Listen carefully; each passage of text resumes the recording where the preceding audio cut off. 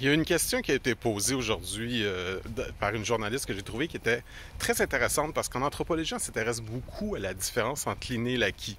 Je pourrais dire que c'est peut-être la définition de base de ce que l'anthropologie est. L'inné et l'acquis, en gros, là, si tu veux, c'est quelque chose comme... le génétique, c'est l'équivalent de l'inné, puis l'acquis, c'est un peu plus complexe. Il faudrait parler d'environnement qui est un petit peu aussi dans l'inné, puis culturel surtout. Donc, en gros, on va dire quelque chose comme la différence entre la génétique puis l'ethno-sociologue, c'est-à-dire la société, la culture, le monde dans lequel on est. Et donc, la question était, pourquoi il n'y a pas plus d'hommes qui ont gagné des médailles d'or en haltérophilie?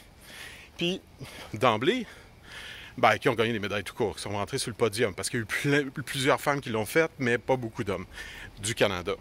Donc, d'emblée, un des présupposés de cette question-là, c'est la question génétique. C'est-à-dire, on sait qu'en général, tu sais, parmi les hommes les plus forts, il y a eu un homme, l'homme le plus fort du monde pendant longtemps, ça a été canadien. Je parle récemment, là, Guillaume quelque chose. Il y a eu le fameux Louis Cyr, que plusieurs de ses records ne sont pas battus, puis c'était pas un si grand gars que ça. Et il y a cette femme-là récente et tout. Mais quand Maud, je pense qu'elle s'appelle, mais bon, peu importe là, la nouvelle qui vient de gagner des médailles.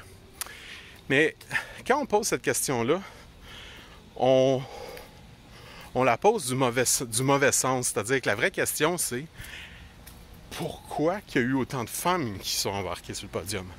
Parce que génétiquement, il peut y avoir un avantage aux hommes, mais culturellement, dans la société, beaucoup de sociétés investissent pour avoir de bons haltérophiles dans la technique, dans les disciplines, dans la façon d'augmenter les capacités naturelles génétiques.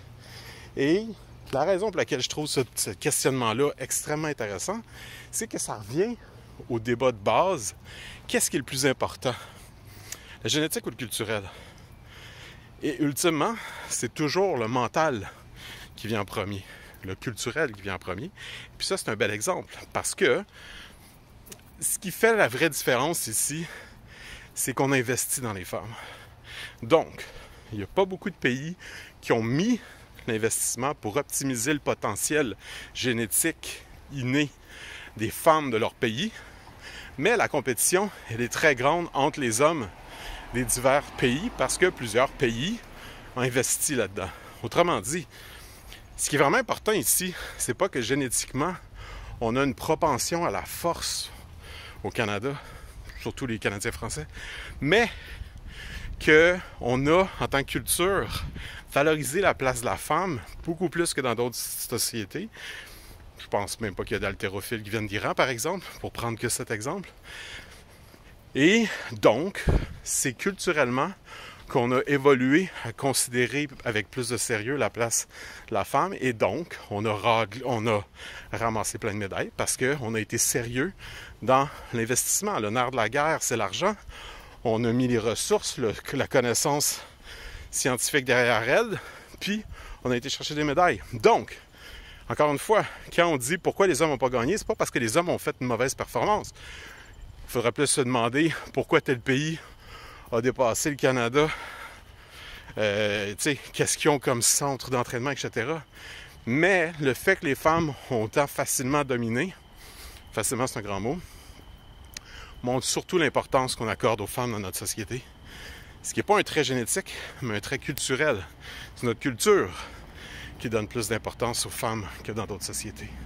Et donc, dans ce fameux débat entre la génétique et le culturel, entre l'inné et l'acquis, pour le dire simple, c'est, encore une fois, le culturel qui prime. C'est lui qui va être capable d'amener à néant les capacités génétiques ou les pousser à leur maximum. C'est toujours le mental en premier, dans le fond. Oui, le mental va souffrir des conséquences du corps, prendre une dépression, ça peut venir d'une malnutrition, etc. Mais ultimement, c'est le mental qui va décider de changer ses habitudes alimentaires. Et c'est toujours à partir du mental que se fait le cycle de guérison, d'optimisation, etc. Donc tu peux avoir les meilleures prédispositions au monde, mais sans mental, tu n'auras rien dans le fond.